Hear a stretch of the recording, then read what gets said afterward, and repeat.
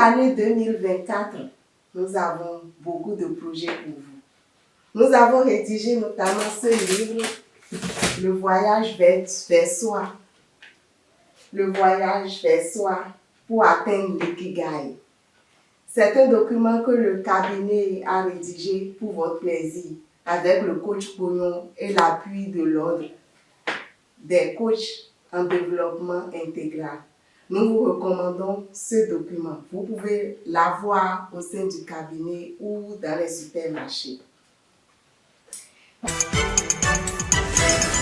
Précieuse créature de Dieu, bonsoir et merci d'avoir eu l'intelligence de choisir la bonne part.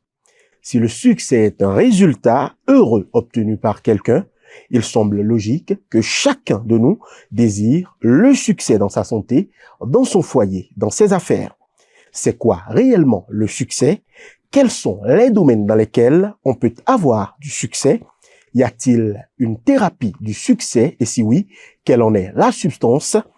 Sur le chemin du succès, plusieurs recettes sont proposées et loin d'inventer la houe, nous voulons dans cette émission décrypter le chemin idéal de réussite et de succès. Pour nous accompagner dans ce décryptage, nous recevons un sachant, un stratège de premier ordre, l'imperturbable professeur et coach Patrick Armand Poyon.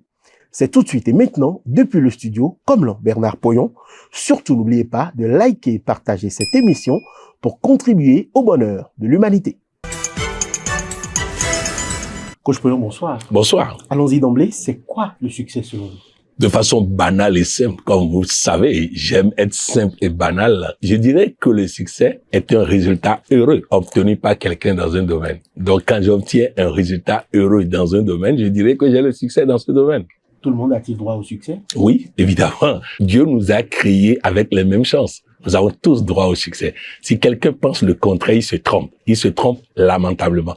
Tout le monde mérite le succès, que ce soit en matière de santé, en matière d'argent, en matière de bonheur, quel que soit le domaine, nous avons tous le droit au succès. Nous avons tous le droit à la réussite. J'ai une phrase de programmation qui dit que je mérite ce qu'il y a de bon. Je mérite. Pourquoi? Pour détruire tout ce qui en moi dit le contraire. Nous méritons le meilleur. Nous méritons le succès et nous devons simplement construire notre succès. Comme de la même manière où je peux décider de boire du café, mettre de l'eau sur le feu, préparer ce qu'il faut et boire du café. De la même manière, je peux boire du succès. Et pour ça, il faut faire exactement comme le café, c'est-à-dire préparer le succès et on aura le succès. Avoir du succès, oui, mais dans quel domaine?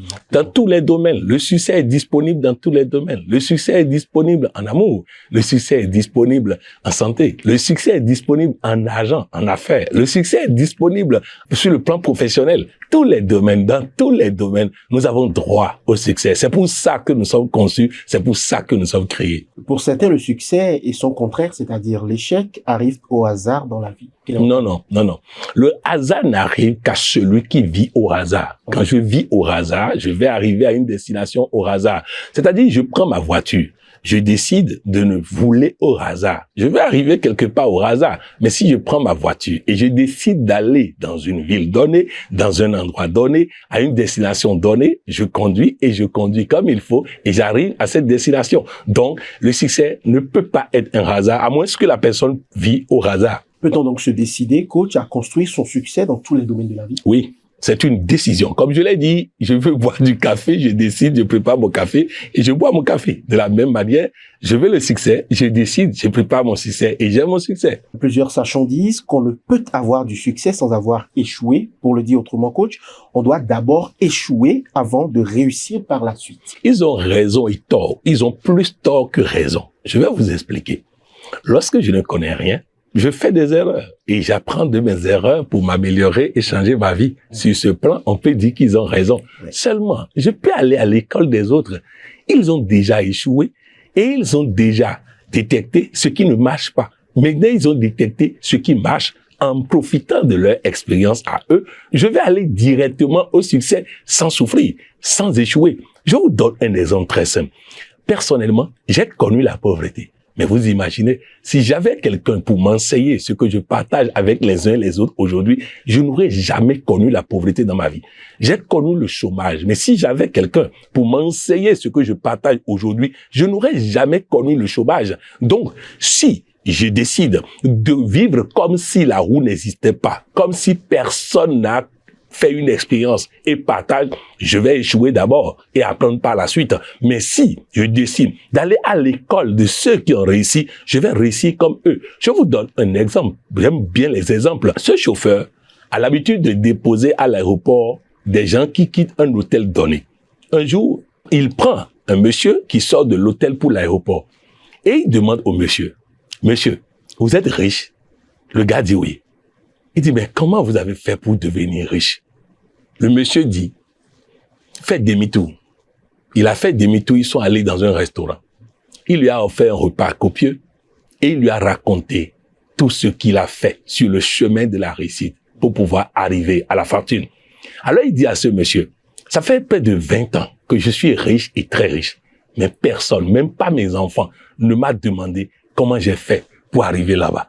Il dit, les pauvres veulent l'argent, mais ils veulent pas apprendre le chemin de la richesse. C'est pourquoi ils demeureront pauvres, comme Jésus l'a dit.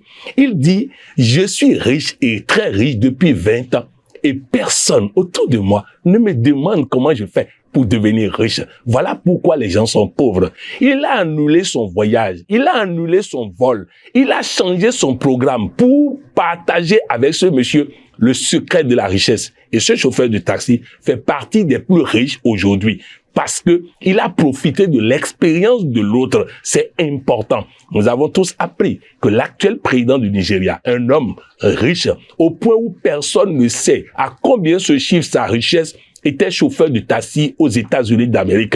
Qu'est-ce qu'il a appris pour être là où il est aujourd'hui? Personne ne cherche à connaître. Et nous voulons être riches. C'est pas normal. De la même manière, vous prenez le deuxième plus riche de l'Afrique, Mike Adenunga. Mike Adenunga était chauffeur de taxi au Nigeria. Aujourd'hui, la deuxième fortune de l'Afrique. Comment il a fait? Personne ne cherche à comprendre ça. Et on est là, on dit, le succès est difficile, le succès est compliqué. Si nous décidons véritablement d'apprendre de ceux qui ont réussi et de mettre en application, nous allons réussir comme eux, car c'est de la science. Quiconque suit le même chemin aboutit au même résultat. Voulez-vous dire qu'on peut réussir tout le temps sans passer par l'échec? Oui, on peut réussir tout le temps sans passer par l'échec. Car personnellement, je ne peux plus jamais échouer dans certains domaines où j'ai réglé et connu la thérapie. Mais dans d'autres domaines, je cherche encore la thérapie. Je trouverai pour que dans tous les domaines du monde, je ne puisse plus jamais échouer. Waouh! Et en quoi faisons quoi?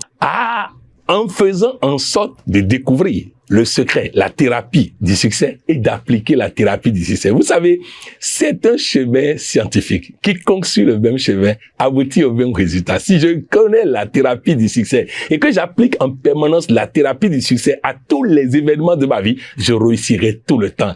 Et absolument, quelle que soit la circonstance, quel que soit le contexte, je réussirai toujours parce que j'aurai appliqué la thérapie du succès. Quelle est alors la thérapie du succès?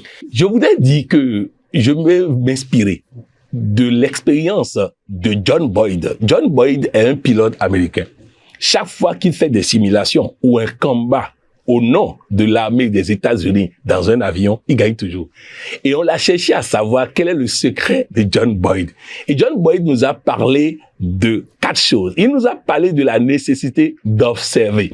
Après avoir observé, d'orienter. Après avoir orienté, de décider. Et après avoir décidé d'agir.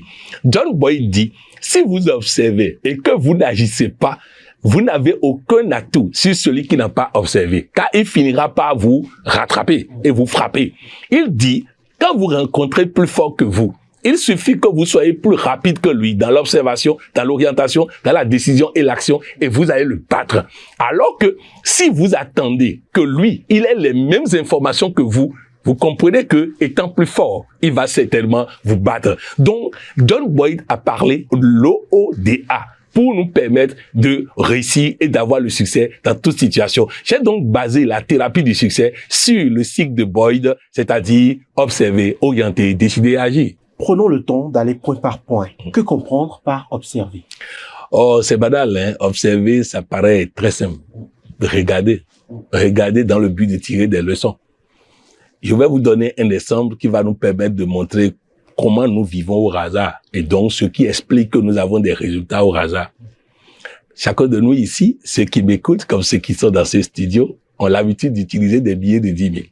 Si je cherche maintenant, je verrai des billets de 10 000 dans la poche de chacun de vous. Mais la question est, qui ici peut me donner les caractéristiques d'un billet de 10 000? Nous l'utilisons tous les jours, mais nous ne le regardons même pas. Il a des secrets pour nous, on ne sait pas.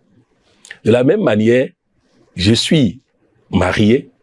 Combien ici, ou ceux qui m'écoutent, sont capables de me décrire leur épouse ou leur mari à la date d'aujourd'hui? Ils vont me parler de ce qu'ils avaient vu au moment où ils lui ont fait la cour, où il est venu vers eux. Mais ils ne pourront pas me parler de leur épouse ou de leur mari aujourd'hui. Pourquoi? Parce qu'on ne s'observe pas. Un jour, un monsieur rentre à la maison. Il voit sa femme.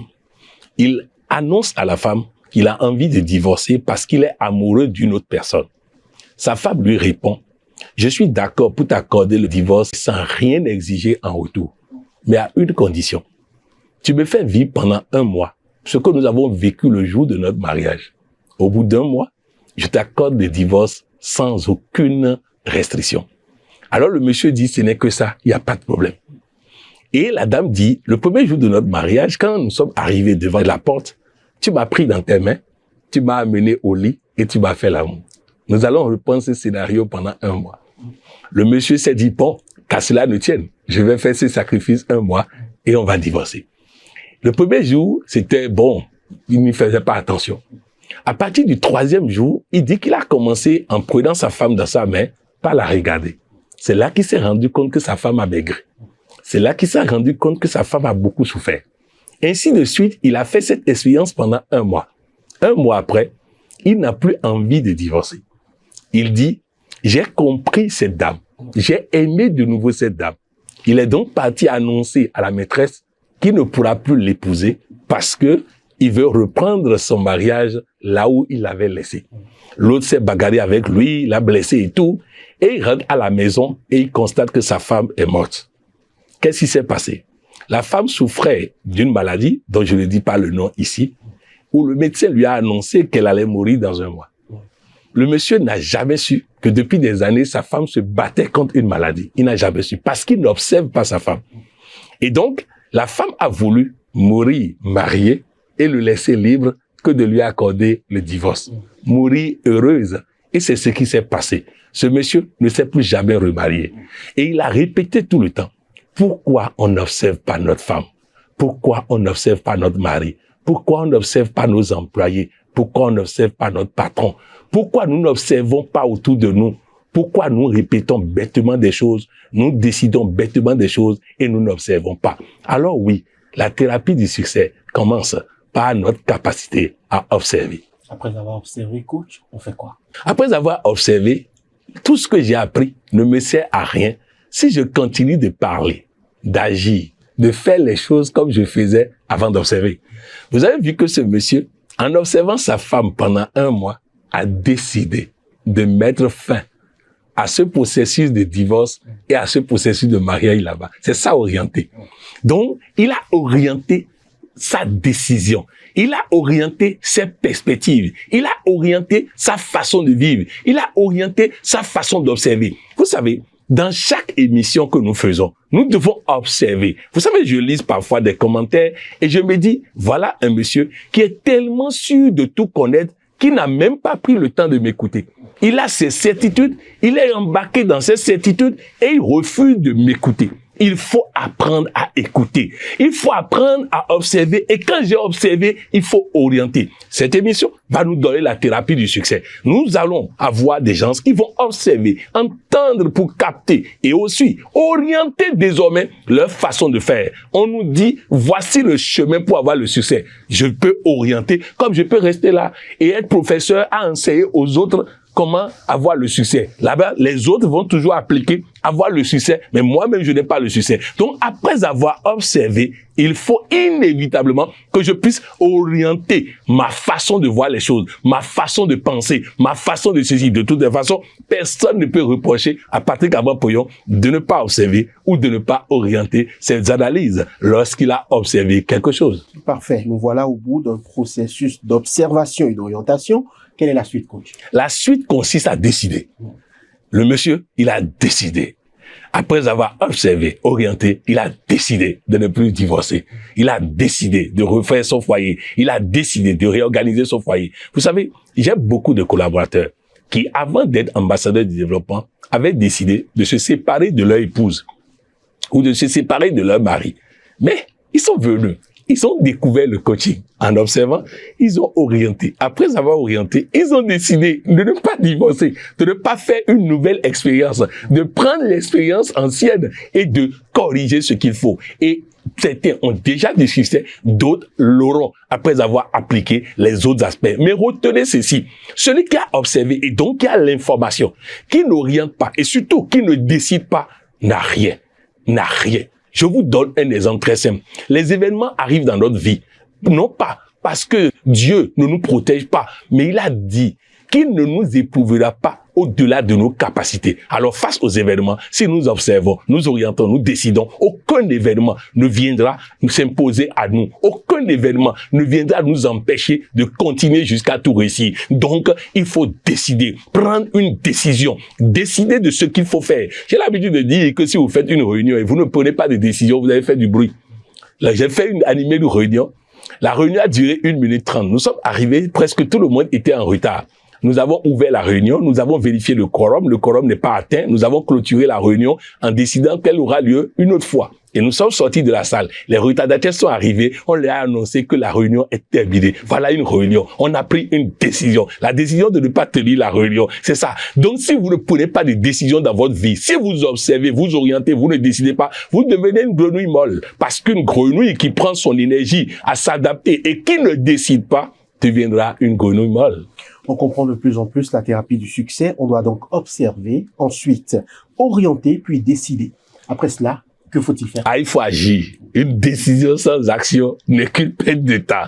Il faut décider, il faut agir. Pourquoi? Parce que si vous décidez et vous n'agissez pas, ou si vous décidez et vous doutez, ou si vous décidez et vous passez tout le temps à analyser encore la décision, vous perdez votre temps. Il n'y a pas de bonne décision. La bonne décision n'existe pas. Ce qui existe, c'est des décisions qu'on expérimente et qu'on reprend rapidement pour observer, orienter et décider encore pour agir encore. Bref, il est important qu'après avoir observé, orienté, décidé, il faut passer à l'action. Celui qui n'agit pas ne saura jamais si sa décision est bonne ou pas. La thérapie du succès se résume donc en OODA pour observer, orienter, décider et agir. Non. La thérapie du succès ne peut pas se contenter de observer, orienter, décider et agir. Non. Pour la simple raison que l'OODA est imparfait. Observer, orienter, décider et agir est imparfait. Si vous prenez un cycle imparfait, vous produirez des résultats imparfaits. Dans ces conditions, pourquoi parler de ce cycle quand on parle de thérapie du succès? Parce qu'il faut partir de l'imparfait pour corriger. Et je vais vous expliquer. Lorsque j'observe, cela ne veut pas dire que les résultats que m'a donné mon observation sont de bons résultats. Mais seulement si je vais attendre de savoir que c'est un bon résultat, je serai mort. Je vous expliquerai pourquoi je parle de mort. Ensuite, lorsque j'ai observé, j'ai pris des informations. Si je tarde à orienter, je serai mort. Je vous dirai pourquoi tout à l'heure. Si en plus d'avoir observé, je ne décide pas rapidement, je serai mort. Et si je décide et que je ne passe pas à l'action, je serai tout autant mort. Et maintenant, si je passe à l'action et je croise les bras, je serai tout autant mort. Et je vais vous expliquer pourquoi. Je prends l'exemple de John Boyd. John Boyd est dans un avion. Cet avion est petit. Cet avion, sa cabine de pilotage au nez de l'avion, puisque c'est pas un grand avion, ça lui permet d'observer plus rapidement les mouvements de l'avion qui vient pour le combat devant. Maintenant, l'autre avion est grand, plus fort, robuste, plus équipé et tout. Mais il est tellement grand que la cabine de pilotage est au milieu de l'avion. Donc, il voit tardivement l'autre. Résultat, John Boyd voit l'autre avion. Il a donc la possibilité d'orienter, de décider et d'agir avant que l'autre avion ne le voie. Résultat, il va écraser l'autre avion malgré qu'il est plus puissant et tout. Maintenant, il observe, il oriente, il décide, il agit, il fait le tir. Et il se rend compte que son observation est erronée. Donc, le tir passe à côté de l'autre avion.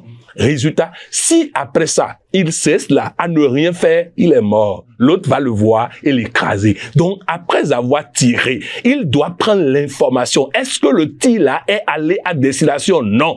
À cause d'une mauvaise observation. Une nouvelle observation rapidement, une nouvelle orientation, une nouvelle décision et une nouvelle action. Donc, le cycle devient parfait lorsqu'après avoir observé, orienté, décidé, agi, immédiatement après, je reprends l'information. J'ai supposé que mon épouse aime que je la touche de telle façon. J'ai orienté, j'ai décidé, j'ai agi. Je lui ai touché cette partie-là. Immédiatement, je cherche l'information. Est-ce qu'elle a commencé par louer Dieu? Est-ce qu'elle a commencé par crier le nom de Dieu? Si oui, ça veut dire que j'ai trouvé. Sinon, immédiatement, je réoriente l'information que j'ai et je prends une nouvelle orientation, une nouvelle décision, une nouvelle action. Et je vérifie en même temps sa réaction, sa respiration. Est-ce que ça a changé? De la même manière, en matière d'argent, j'observe, j'oriente, je décide, j'agis, j'ai pas l'argent. Immédiatement, je corrige l'observation. J'oriente, je décide, j'agis, j'ai pas l'argent. Je corrige encore. Le cycle de Boyd, en permanence en train de tourner, en reprenant chaque fois par observer, devient un cycle parfait. C'est ça, la thérapie du succès. On comprend de mieux en mieux, coach. Résumez-nous alors la thérapie du succès. À la thérapie du succès suppose que dans toute situation, je prenne l'information. Après avoir pris l'information, j'oriente, je décide, j'agis. Et quand je le fais, immédiatement après, je cherche encore l'information. J'oriente, je décide, j'agis. Après l'avoir fait, j'oriente encore l'information. Ainsi de suite, ainsi de suite, ainsi de suite. Voilà comment ça fonctionne. Donc, la thérapie du succès suppose qu'en permanence, j'apprends de tout. Après avoir appris, j'oriente, je décide, j'agis. Et immédiatement, j'apprends encore de la nouvelle situation. J'oriente, je décide, j'agis. C'est ça la thérapie du succès. Nous sommes au terme de cette émission que je vous prie de conclure, coach Patrick Lamont-Poyo. Chacun de nous ici a entendu ce que je viens de dire. Chacun de nous ici a appris qu'il faut observer, orienter, décider, agir. Et juste après, recommencer par observer, orienter, décider, agir. Juste après, recommencer par observer, orienter, décider, agir. C'est ce que nous venons d'apprendre tous. Mais combien sommes-nous, après cette émission, à prendre la décision que désormais, je vais observer en matière d'argent, orienter, décider, agir et juste après, reprendre le cycle. Combien sommes-nous à avoir décidé de faire la même chose en matière de bonheur conjugal? Combien sommes-nous à avoir décidé de faire la même chose en matière de relations parents-enfants? Combien sommes-nous à avoir décidé de faire la même chose en matière d'emploi? Je vais vous expliquer, vous allez comprendre. Une dame a travaillé pendant 20 ans. Pendant 20 ans, elle n'a jamais eu l'opportunité d'aller en formation professionnelle. Au bout de 20 ans, elle était convaincue que le patron ne l'aimait pas. Et donc, elle passe toute la journée au service à supposer que le patron la déteste, à imaginer que le patron la déteste, au point où ça lui a donné une maladie. Nous avons fait un séminaire et elle racontait avec beaucoup d'éléments, beaucoup d'exemples, combien ce patron ne l'aimait pas, combien ce patron la détestait. Elle nous racontait ça au point de nous convaincre. Mais il est impossible de convaincre un coach, car le coach est sûr d'une chose, c'est qu'il ne connaît pas, c'est qu'il ne peut pas supposer. Il faut expérimenter. Bref, un coach dans la salle lui pose la question, est-ce que pendant 20 ans, tu es allé voir ton patron pour lui dire ce que tu constates, afin de voir si il pense la même chose ou si les faits sont exactement ce que tu penses? Elle a continué par nous démontrer qu'elle est convaincue de ce qu'elle sait et qu'elle n'a pas besoin d'aller vérifier. Autrement dit, elle a passé toute sa vie dans la thérapie de l'échec, dans la thérapie des problèmes, dans la thérapie de ce qui ne marche pas. Alors, en rentrant à la maison, les questions du coach sont restées dans sa tête. Ça a trotté toute la nuit. Le lendemain, elle décide d'aller voir son patron. Elle rentre dans le bureau du patron. Bonjour patron. Est-ce que vous savez que depuis 20 ans où je travaille ici, je n'ai jamais eu la chance d'aller en formation professionnelle? Voici la réponse du patron. Ma chère, je viens de me rendre compte de ça et je trouve que c'est pas normal. Mais est-ce que tu sais pourquoi c'est comme ça? Elle dit non. parce que je n'ai confiance qu'à toi. Donc, sans le savoir, je me suis protégé tout le temps en t'empêchant d'aller en voyage. Tu n'as pas constaté que l'autre imbécile qui travaille avec toi, le soula là, je ne lui demande jamais rien, que c'est à toi que je confie tout le travail parce que je n'ai confiance qu'en toi. Mais ce que tu viens de dire me montre qu'il y a une injustice. Alors, ce que nous allons faire, tu vas prendre une stagiaire que tu vas former pendant 1 mois. Elle va garder le poste pour toi pendant 3 mois et toi, tu iras en formation professionnelle pendant 3 mois. Et elle sort du bureau. Elle nous appelle et dit, mais comment c'est possible? Pendant 20 ans, je me suis trompé parce que la thérapie du succès n'a pas été appliquée. Alors, change tes certitudes. Je connais mon mari, je connais ma femme, je connais mes employés, je connais mon patron, je connais les hommes politiques, je les connais. Tout connaît ne réussit rien. Tout connaît est dans la thérapie de l'échec et va toujours échouer. Alors, quittons les tout connaît et décidons d'être dans la thérapie du succès et nous allons gagner tout. Coach Bouillon, merci. Merci. Pour l'année 2024, en vue de vous aider à atteindre votre ikigai, votre bien-être dans le japonais, nous avons rédigé ce document aussi. C'est le Planner, Life Planner. À l'intérieur de ce document, nous vous apprenons comment vous allez vous organiser dans les différents compartiments de votre vie, dans les différents domaines de votre vie, sur le plan familial, sur le plan financier, sur le plan entrepreneurial, dans la gestion des enfants, dans la gestion de votre temps, dans la gestion du stress. Bref, dans ce document, vous aurez tout. Ce document est disponible dans notre cabinet. Nous sommes situés à Ibatin, en face du prêt-à-porter Elie Chana. Notre contact, c'est le 61 30 62 94. Soyez richement bénis.